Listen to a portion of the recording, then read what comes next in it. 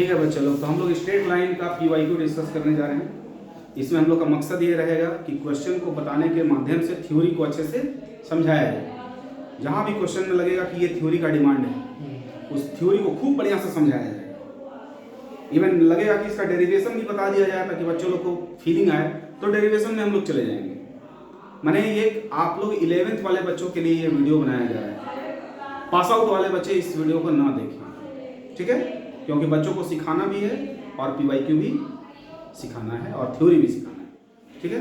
अब आइए क्वेश्चन पढ़ते हैं। ये आपका IIT मेंस में आया हुआ क्वेश्चन है सर। कहता है कि a ray of light coming from the point P 1, 2 gets reflected from the point Q on the x axis. x axis पर Q पॉइंट है और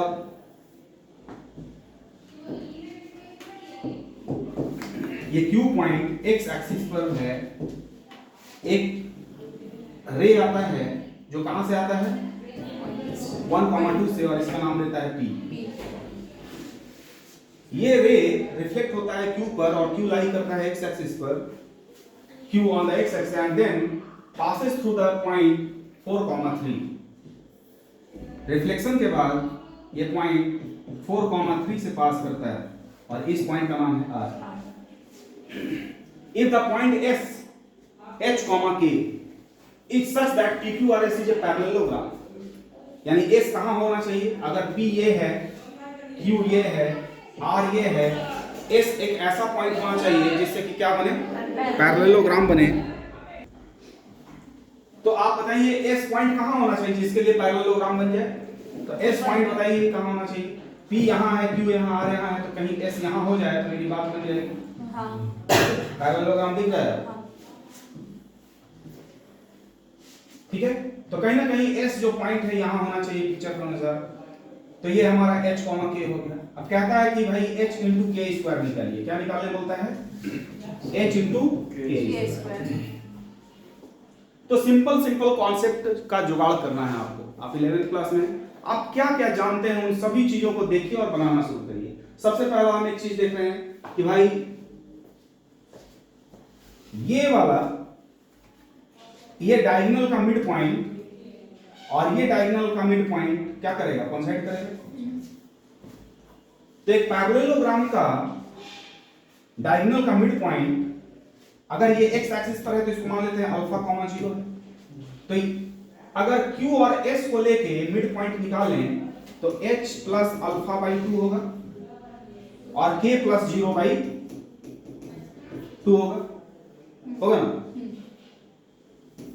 ये हमारा मान लीजिए कि इसको हम मान लेते हैं, सपोज दैट क्या पॉइंट मान लें, n मान लेते हैं। n is the mid point of diagonals.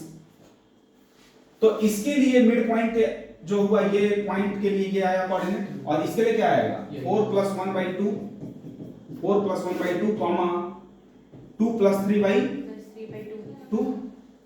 यानी कि हमारे को एक वैल्यू तो तुरंत मिल जाएगा। हम इसको इसके बराबर लिख सकते हैं और इसको इसके बराबर लिख सकते हैं। क्या लिख सकते हैं? h plus alpha by 2 equal to 4 + 1/2 and k + 0/2 equal to 2 + 3/2। यानी k का वैल्यू क्या आ गया 5। चलिए बहुत अच्छा, h k स्क्वायर निकालना था, k तो निकल गया। अब यहाँ पर h प्लस अल्फा यहाँ से क्या निकल गया, h plus alpha equal to निकल गया 5। अब रही बात कि भाई यहाँ h का जरूरत है, k तो निकल चुका है। अब हम h कैसे निकालेंगे? अगर हम थोड़ा सा दिमाग लगाएं तो हम क्या देखते हैं कि अगर इसका मिरर इमेज बनाए तो ये कहाँ आएगा, यहाँ आएगा, और ये जितना ऊपर है उतना ही नीचे आएगा। ये x एक्सिस था तो x एक्सिस के नीचे आए होंगे तो क्या हुआ होगा 1, -2 ये ना होगा 1, और ये वाला पॉइंट यहाँ पर आके मिलेगा। अगर इसको कंस्ट्रक्शन करें, इसको पीछे ले जाएं तो यहाँ पर आके कोइंसाइड करेगा। तो ये एक पूरा लाइन हो गया। हो गया लाइन। तो अगर हम इन तीनों पॉइंट को लेके स्लोप को इक्वेट कर दें तो अल्फा निकल जाएगा तुम्हें। यानी कि इससे और इससे मिला के एक स्लोप निकालें तो 3 minus 0 divided by 4 minus alpha equal to 3 minus of minus 2 equal to 4 sorry divided by 4 minus 1। तो यहां से अल्फा तुरंत निकल जाएगा तो h निकल जाएगा। तो क्या लिख सकते हैं 3 divided by 4 minus alpha equal to 5 divided by 3 3 3 जा 9 इक्वल टू 20 माइनस 5 कितना आ गया? हमको लगता है 11/5 आ गया। हाँ 11/5 अल्फा का वैल्यू क्या आ गया 11/5। इस 11/5 को अगर यहां पुट कर दें h प्लस 11/5 इक्वल टू 5 तो h इक्वल टू 5 माइनस 11/5 बचे 25 25 में से 11 बचा कितना बचा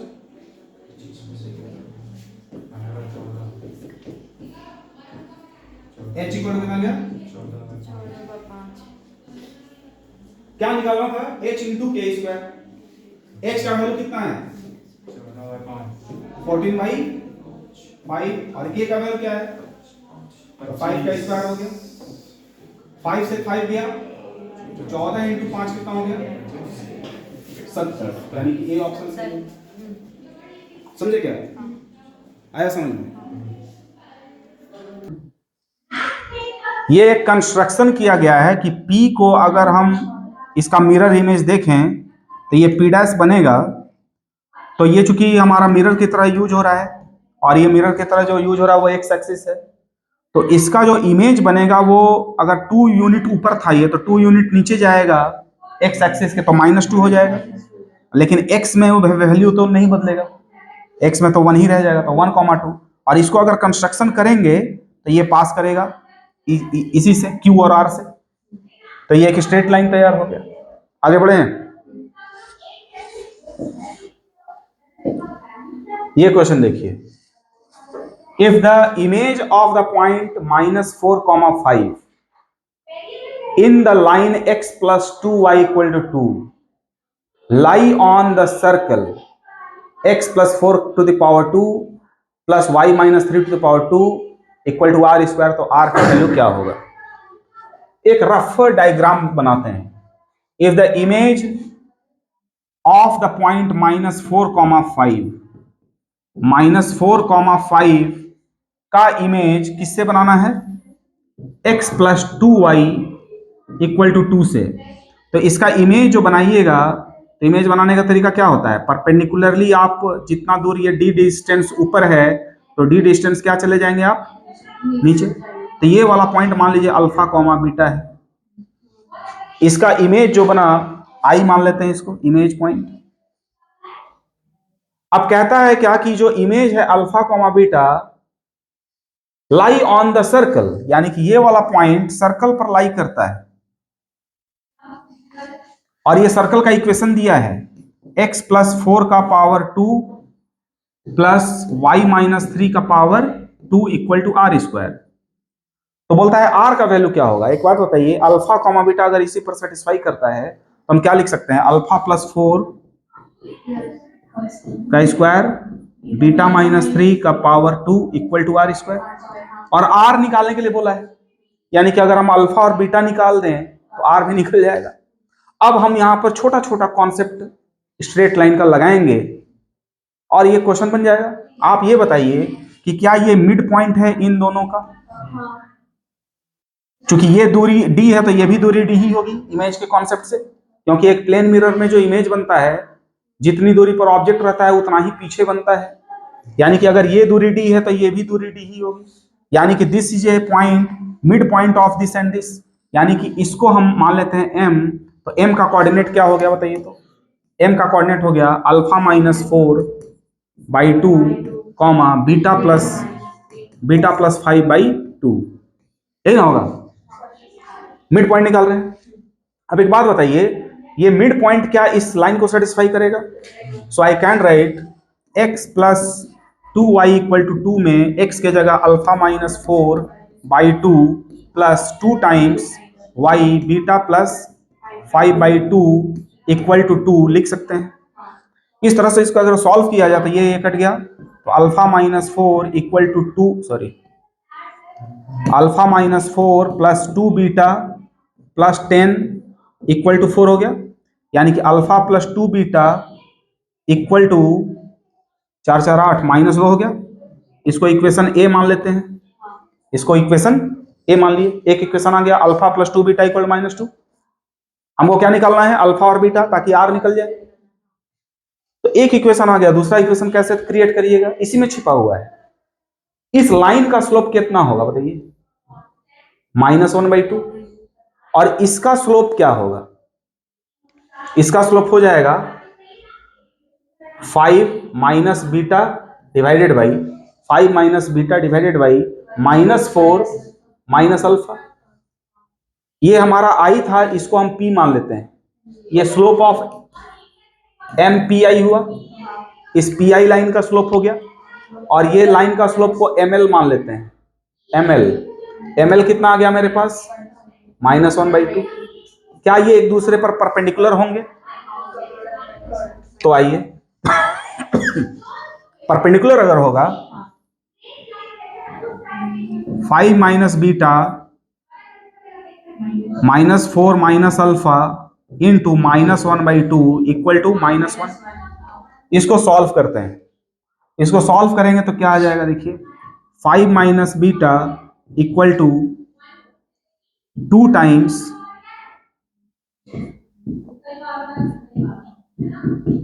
यही होगा। देखिए हम बहुत सारा चीज को कैंसिल कर दिए, माइनस माइनस खा गए और इसका माइनस से इसके माइनस को खा गए, तो ये आपका -5 plus beta equal to 2 times 4 plus alpha, यही आएगा। ठीक है, ओके। तो -5 plus beta equal to 8 plus 2 alpha. यहां पर आपके पास आ गया 2 alpha minus beta equal to -13 आ गया ना, लगता है। कोई दिक्कत क्या है, ये इस माइनस से इस माइनस को खा गए और यहां का माइनस कॉमन लेके यहां पर माइनस को यूज किए, तो माइनस माइनस कट गया और -5 plus beta -5 plus beta 2 times 4 plus alpha. कोई दिक्कत। अब आपके पास इक्वेशन बी भी रेडी है, इक्वेशन बी। तो इक्वेशन ए और बी को सॉल्व करते हैं। तो alpha plus 2 beta, alpha plus 2 beta equal to -2 है, और क्या था 2 alpha minus beta, 2 alpha minus beta equal to -13। ये इक्वेशन ए है और ये इक्वेशन बी है। इक्वेशन बी में हम 2 से गुना कर देते हैं, कर दें 2 से गुना, 2 से ही से तुरंत कट जाएगा। तो 2 दूनी के 4 और 1 5, 5 अल्फा इक्वल टू 13 दूना 26 27 28, 13 दूना 26 और 27 28, यही ना हो गया। तो अल्फा इक्वल टू कितना आ गया, -28/5। Alpha plus 2 beta equal to क्या है, -2। तो अल्फा का value -28/5 plus 2 beta equal to -2। 2 beta equal to -2 plus 28/5, 5 गुना 10, 2 beta equal to 18/5, 2 9 18, beta equal to 9/5। Alpha और बीटा निकल गया। अब क्या करना है, थोड़ा पीछे जाइए, ये थोड़ा आप लोग याद रखिएगा, -28/5 और 9/5। आपको निकालना था आर का वैल्यू। आर का वैल्यू डिपेंड कर रहा है alpha plus 4 beta -3। R square equal to कितना है, अल्फा प्लस 4 का होल स्क्वायर प्लस बीटा -3 का होल स्क्वायर, यही ना है। अल्फा प्लस 4 बीटा -3, यही ना है। ठीक, अब अल्फा और बीटा का वैल्यू पुट करिए। अल्फा का वैल्यू क्या होगा, -28/5 प्लस 4 का होल स्क्वायर प्लस बीटा का वैल्यू क्या हो गया, 9/5 -3 का होल स्क्वायर, 5 चौके 20, 8, 64/5, 5 दिया 15, 15 में से 9 गया 6, 36/64 और 36 100, 100/5, 100/5 कितना हुआ, 20। मेरे हिसाब से 25 25, सॉरी, हाँ ठीक बोले, 25 25 हो जाएगा। ठीक है, हाँ हाँ ठीक ठीक। तो 25 का 100, 4, तो आर का value, R square equal to कितना आया 4, तो आर का वैल्यू कितना आएगा 2। देखिए तो कोई है ऑप्शन में प्लस माइनस 2, लेकिन रेडियस है ना, तो radius will be positive number ना, इसीलिए इक्वल टू बोल रहे हैं। प्लस माइनस 2 होगा नो डाउट, लेकिन ये आर क्या था, रेडियस ऑफ सर्कल था। आर क्या था, रेडियस ऑफ सर्कल, इसलिए वो पॉजिटिव होगा। आर का वैल्यू 2, ए ऑप्शन। कोई दिक्कत, नोट करिए। ये क्वेश्चन कहता है if the line segment joining the points 5, 2 and 2, a subtend an angle pi by 4 at origin, then the absolute value of, absolute का मतलब होता है मैग्नीट्यूड, है ना, ये प्लस हो, then absolute value of the product of all possible value of a, मैंने a का जितना भी वैल्यू आता है लिखिए एब्सोल्यूट वैल्यू और उसका प्रोडक्ट निकालिए। अब देखिए ये आप जितना भी पढ़े स्ट्रेट लाइन में उसी पर बेस्ड है। करिए, 5 मिनट देते हैं आप लोग को, करिए। ठीक है, एक लाइन है जो 5, 2 और 2, a से गुजर रहा है और ये सेगमेंट सबटेंड कर रहा है ओरिजिन पर पाई बाई 4। यही क्वेश्चन है। तो बोलता है कि ए का जितना भी पॉसिबल वैल्यू निकल सकता है उसका प्रोडक्ट निकालिए। तो इसका स्लोप पहले निकाल लेते हैं, m1, तो क्या हो जाएगा 2 - 0, 5 - 0, 2/5। इसका स्लोप निकाल लेते हैं, m2 मान लेते हैं इसका स्लोप को, इस लाइन का स्लोप। तो a - 0, 2 - 0, यानी क्या हो गया a/2। अब आप जानते हैं angle between two lines, angle between two lines क्या होता है, मान लीजिए ये थीटा है, तो ये दो लाइन के बीच का एंगल है, तो tan theta equal to mod of m1 - m2 divided by 1 plus m1 into m2।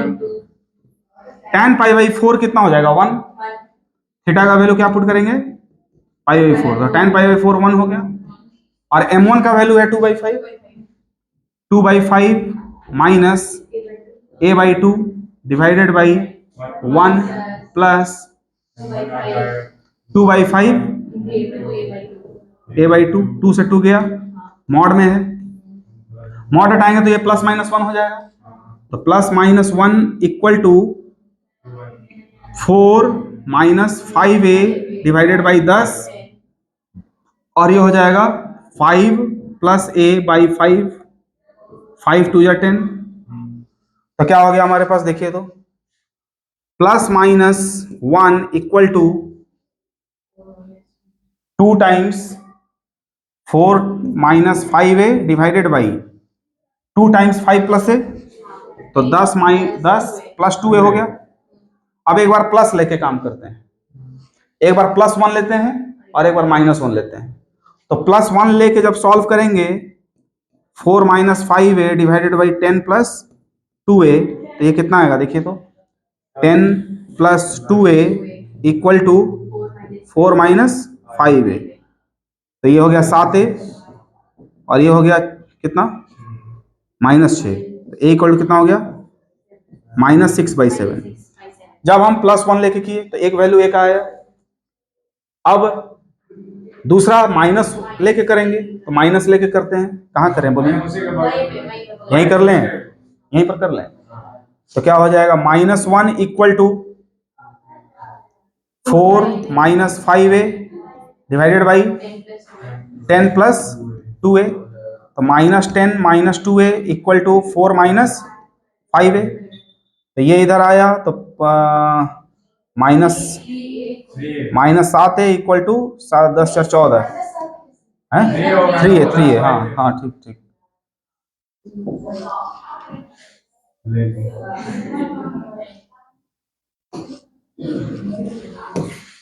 अरे रुकिए ना भाई, देखिए -10 plus -10 - 2a equal to 4 minus 5 है, तो इधर 3a हो गया। 3a इक्वल टू कितना हो गया बताइए, 14 हो गया ना। तो a इक्वल टू कितना हो गया, यानी दो वैल्यू आया। एक आया मेरा -6/7 और एक आया 14/3, इन दोनों का product. Then the absolute value of the product, यानी प्रोडक्ट निकालिए फिर उसका एब्सोल्यूट वैल्यू, पहले गुना करिए। -6/7 इंटू 14/3, 7 दूना 14 और 3 दूना 6 -4, इसका एब्सोल्यूट वैल्यू, यानी कि 4 आंसर हो जाएगा। एब्सोल्यूट का वैल्यू मतलब होता है न्यूमेरिकल वैल्यू। तो प्रोडक्ट का आपका आया -4, लेकिन एब्सोल्यूट बोला था तो +4 हो जाएगा। ठीक है, नोट करिए।